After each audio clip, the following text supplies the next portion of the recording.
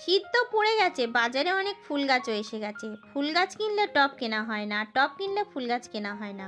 এর উপায় আমার কাছে আছে, চলো দেখা যাক। Hi friends, good morning. আমি মিষ্টি, আমার চ্যানেলে তোমাদেরকে ওয়েলকাম। আমাদের প্রত্যেকের বাড়িতে তো চাল কেনা হয়, তাই না? তাই চালের বস্তাটাকে আমি ব্যবহার করব। চালের বস্তাটাকে মাঝখান থেকে কাঁচির সাহায্যে কেটে দুভাগ করব।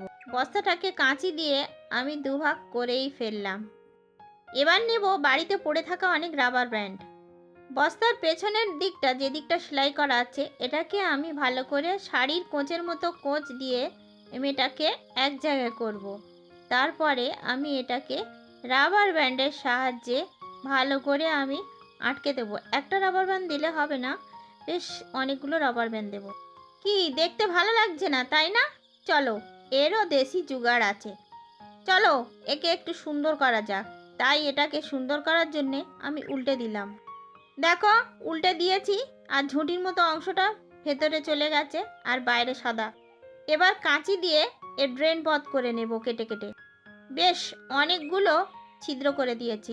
এবার একটা স্টাবলারের সাহায্যে আমি এর ধারগুলোকে ভালো করে সুন্দর শেপ দেব। স্টাবলারের সাহায্যে শেপ দেওয়াটা পুরো অপশনাল। স্টাবলারের সাহায্যে আমি পুরো ধারগুলোকে মুড়ে মুড়ে শেপ দিয়েছি, আর পেছনে অনেক ড্রেন করে দিয়েছি যাতে পানিগুলো সহজে বেরিয়ে যায়।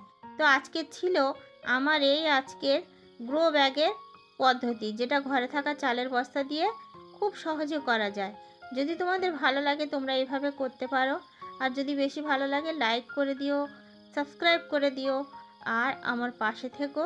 আর সবাই সুস্থ থেকো, ভালো থেকো। তোমাদেরও গাছপালাগুলো বেশ ভালো থাক, ভালো হোক এই কামনা রইল।